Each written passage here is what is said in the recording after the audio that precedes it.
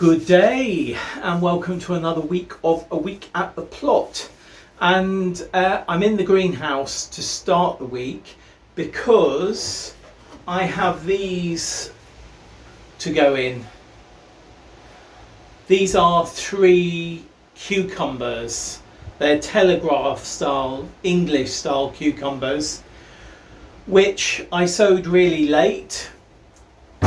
We've had a bit of a cucumber year, I think it's fair to say, and I didn't net, like the netting here, I didn't net this greenhouse swiftly enough this year, and during a heat wave where we were away for a couple of days, the sun and the heat of the greenhouse I think really got to the cucumbers that we had inside here, and they succumbed. So I netted the greenhouse after that heat wave, but they never really got back into productivity. So what I decided to do was to sow some seeds, which I've done. They're all looking pretty good. I've just shown you them. They certainly need to go in. You can see this one here, the roots are beginning to spiral. So what I'm going to do now is I've got a trough here that has got spent compost in. Spent compost because it was fresh when we planted the original cucumbers in there. They grew, they gave us some harvest, then they died, so I'm treating it as spent compost, and I'm going to put that onto one of our beds. Then I'm going to refresh the compost in there, i.e. put fresh compost in, because these are hungry plants. So they want to have nutritious compost, which I don't think this will be. So yeah, that's what I'm going to do. And hopefully, if we have a summer that goes on quite a bit, we might get some harvest from these. If we don't have a bit of an Indian summer, maybe we won't get any harvests. But what we won't do, if we don't get them in, what we will definitely not have if we don't get them in is a chance of having harvests. So I'm going to get on and do that. And as you can see, it is really bright today. I'm sort of squinting a bit in here. So this shade netting, which I was looking at the other day thinking, do I still need that? Yes, I definitely do still need that. Right, these are going in.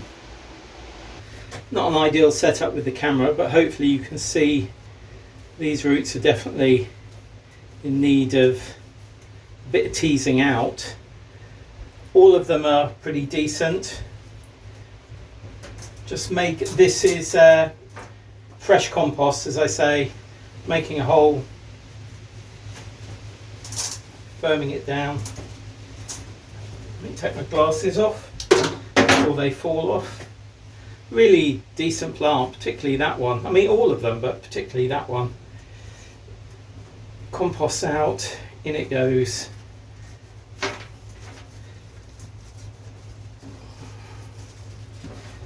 Final one. Quick job this. Make sure it's straight. Firming it all in. And then I've got some additional compost. I'm just going to lay on top.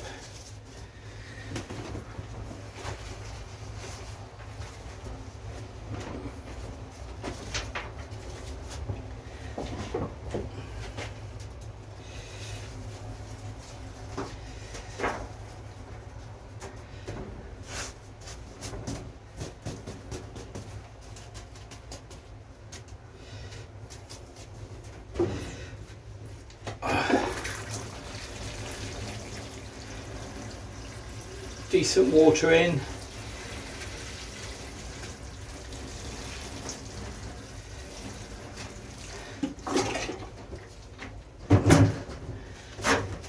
Turn them around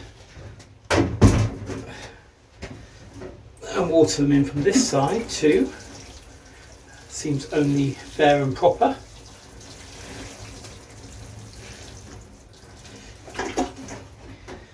Right, Right, and now it's going into a tray that's on the floor.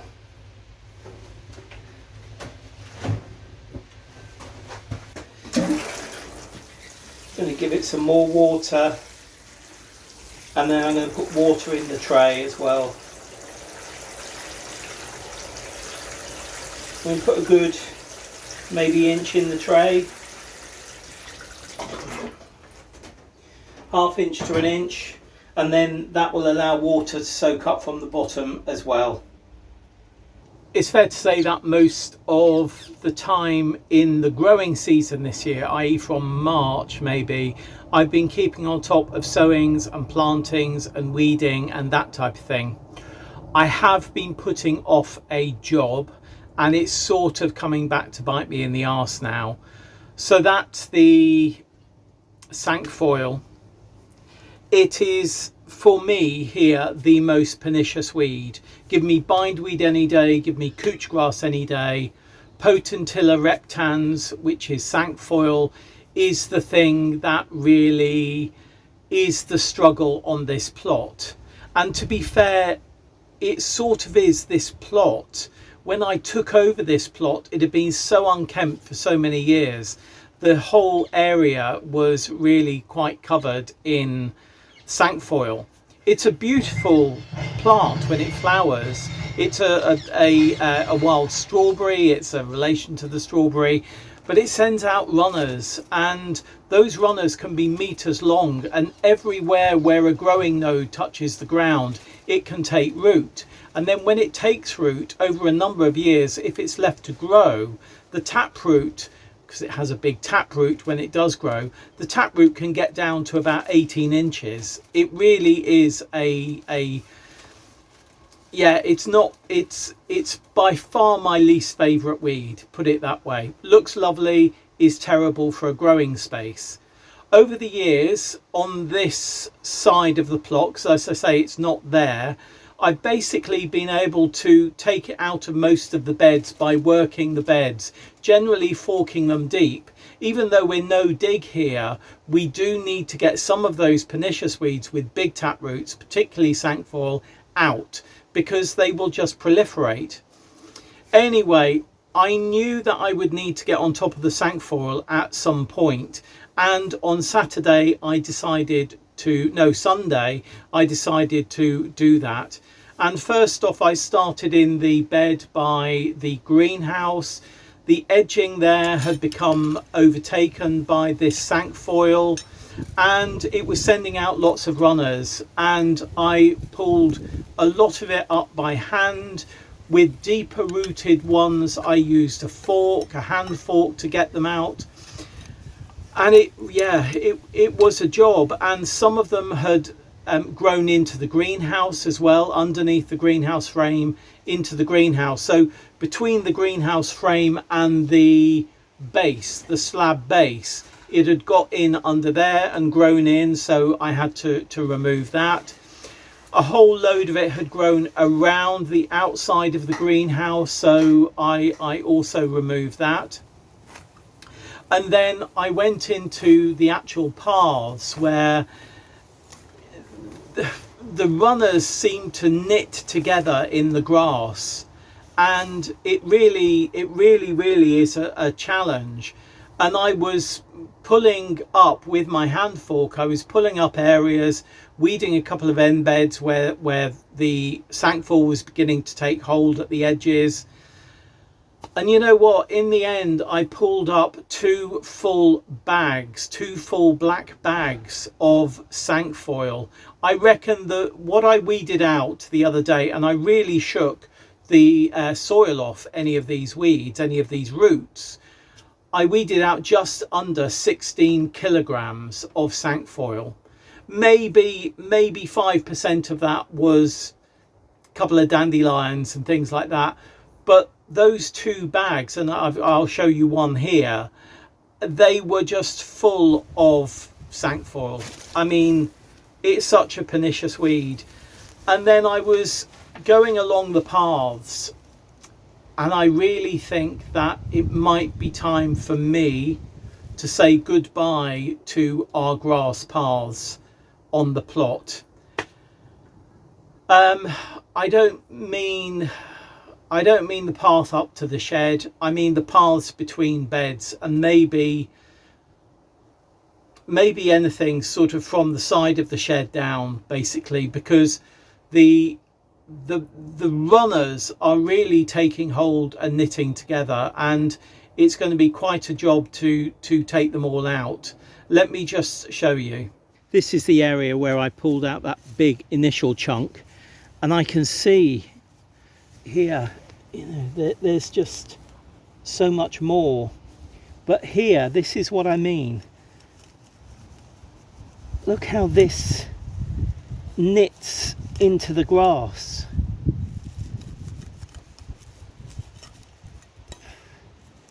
Look at that. That's a runner. And these more. You know, this is so much of this here is Cinquefoil, rooted Cinquefoil or Cinquefoil runners, and you just sort of, you know, pull them. You can see how they go on. That one goes off in that direction as well. There's just so many.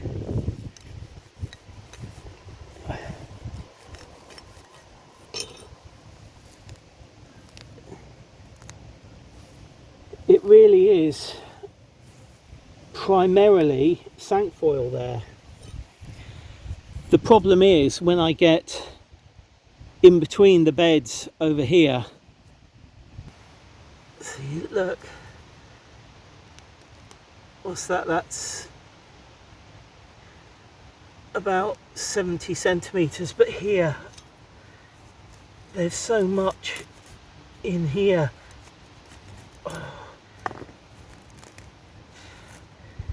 And then it comes along the edges.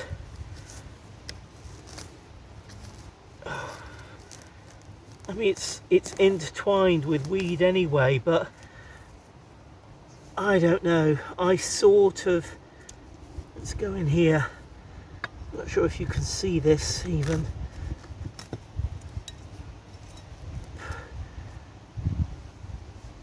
Oh, let's put that there.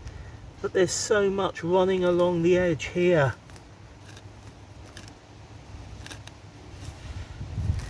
And I think,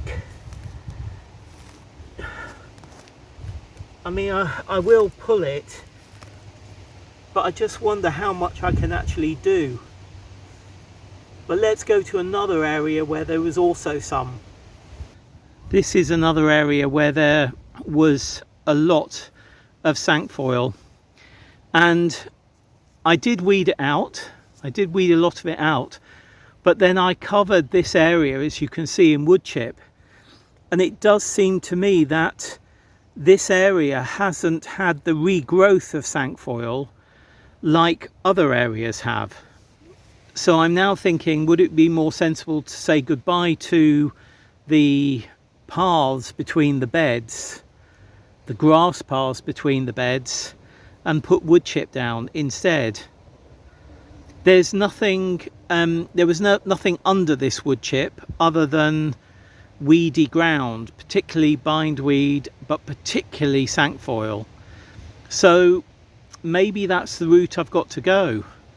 Maybe I need to say goodbye to my grass paths, which would be a huge shame, because I do rather like them. I like the hugely natural living element of them, which you don't get with Woodchip paths.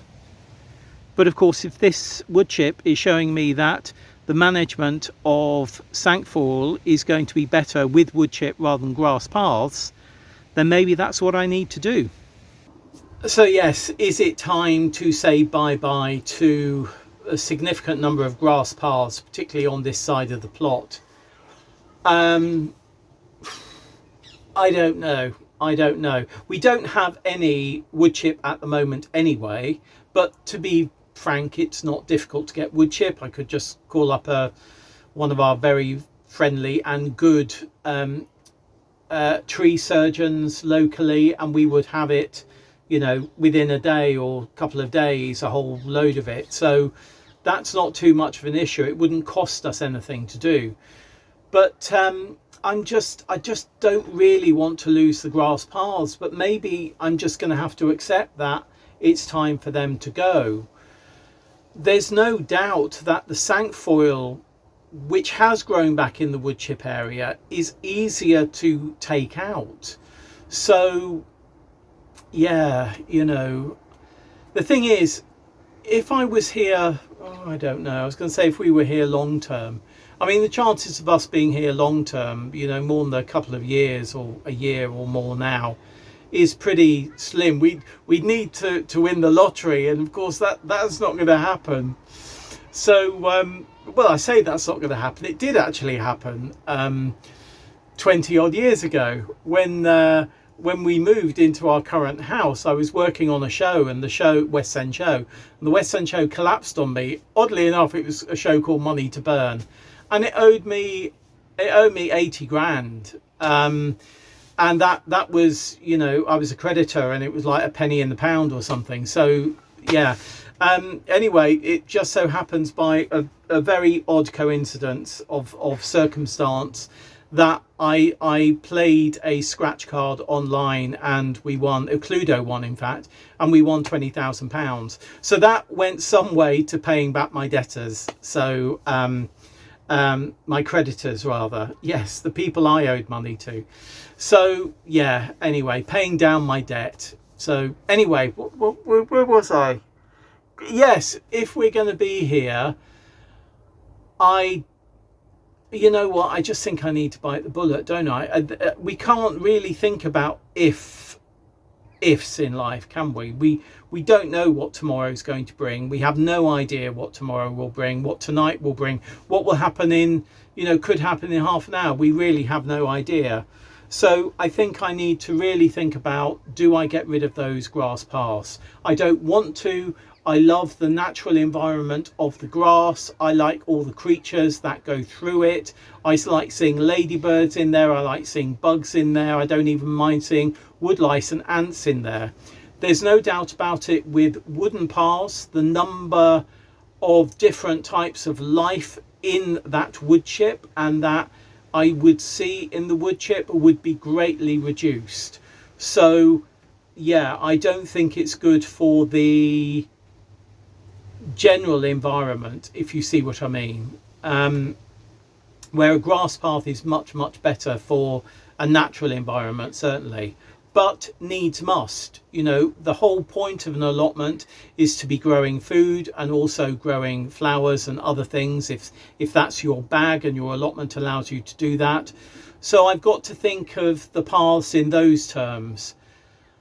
I do have some time. As I say, we don't have any wood chip. I could get it, but you know what? I'm going to tease with my hand fork for another few days and just mull on. But my general feeling is that with the 2 paths, 3 paths between the beds, those will be wood chip by the end of the year. That's my thought. Will I put cardboard down before I put wood chip down? Most probably not. Most probably not. I think I'll just go for it and put a big amount of wood chip down and then weed it as I go. So yeah. Anyway, look, something to mull. There is movement and germination in the seeds that I sowed last week, only last Friday. What's that, 4 days ago? Turnips were up yesterday and I brought them out of the polytunnel. And anyway, we'll have a look at other things tomorrow that have germinated, and maybe I'll have mulled a little bit more about the wood chip and the paths. Wood chip paths versus grass paths. Let's mull on that overnight, or maybe a few overnights. See you very soon. Bye. Good day at Kew Gardens. And just sort of following on from the Cinquefoil and the paths issue, I'm just looking here, and I have to say, I mean, these beds, some of them are really full, but the hard landscaping of the paths and the edging, I mean, architecturally it looks amazing, but it looks a bit barren to me. And I'm sort of, maybe Woodchip will be more, I mean, I'm just thinking about my plot, maybe Woodchip would be more, I don't know, visually appealing. It just looks very barren. Last time we were here, I was saying, you know, I'm not sure about the loss of grass paths. I'm sure this is an awful lot less work. But anyway, look, the beds have come on leaps and bounds since we were here last time. Oh, look here, they've cut off the tomatoes at a particular height there. There's Richard over there in the Kew Garden, I think. I always forget what it is. But yeah, clearly this is filled out. I'll try and link back to the video when we were here 2 months ago, 6 weeks ago maybe. No, 2 months ago I think.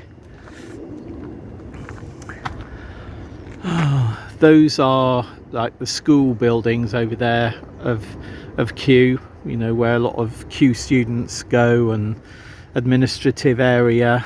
The administrative area is in a building way over there. You can see the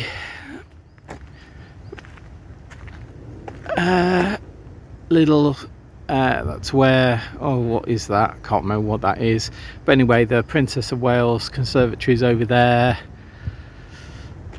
But yeah, back to here.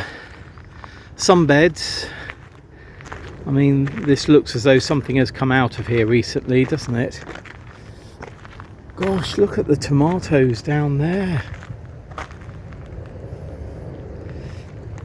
It says that oh look, pigeon damage. Even Kew gets pigeon damage on its brassicas. Not sure what it is this year, but not on this purple one. I might talk about that another time actually, because I've noticed that our yellow tomatoes are definitely not being of any interest to magpies. Beetroot down here looks as though that has been sown directly. Oh, look at their beans. Celeriac here. Gosh, yes, really has filled out. Really has filled out. Which is lovely. I mean, it's lovely to see, isn't it? I think it was early on in the season that we were here.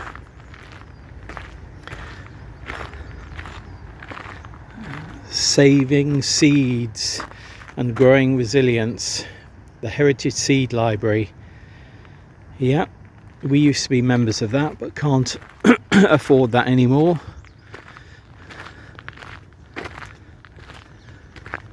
Oh, look at all these marigolds. And the chard. Oh, this has become immediately my favourite bed. I'm just going to come this way, avoiding a lady there. Look at all that. Beetroot, chard, marigolds, leeks, corn and kale all netted, which is fabulous. The lady's got a fabulous dress on. I'm not going to show you, but she looks stunning. Anyway, let's just go over here and have a look at this bit.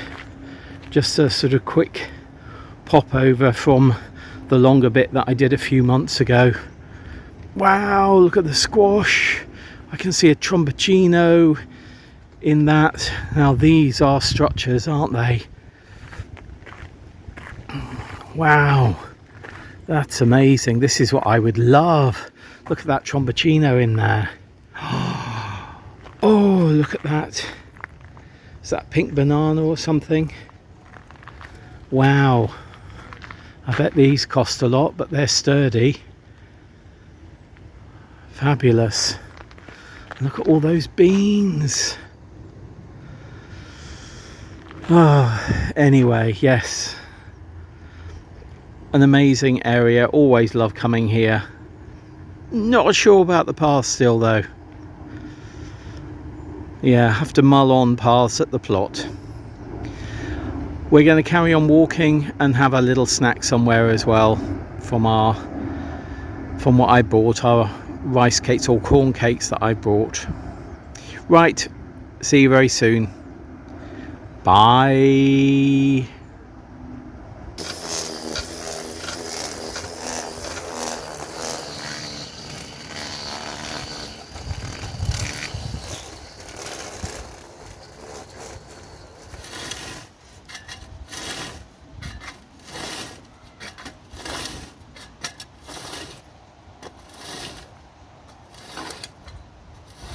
Good day. It's early Saturday afternoon and I've decided that these are going to become woodchip paths. I've decided at the moment, I may change my mind. So over the last few days I've given these a really good weed with my hand fork, like I was doing earlier in the week, teasing out the runners from the grass, or as much as I could. And I took out 5 kilos of runners from these 3 areas.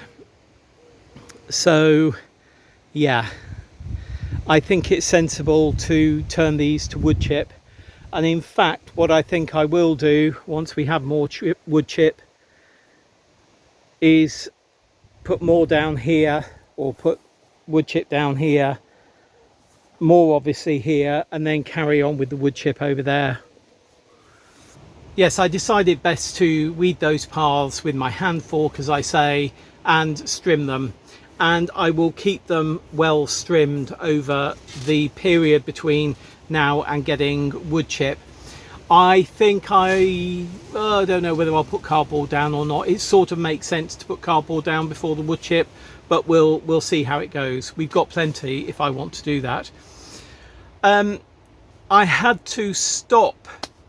I carried on strimming, but I had to stop strimming when I had my arm out and I noticed just next to me there was a hornet flying.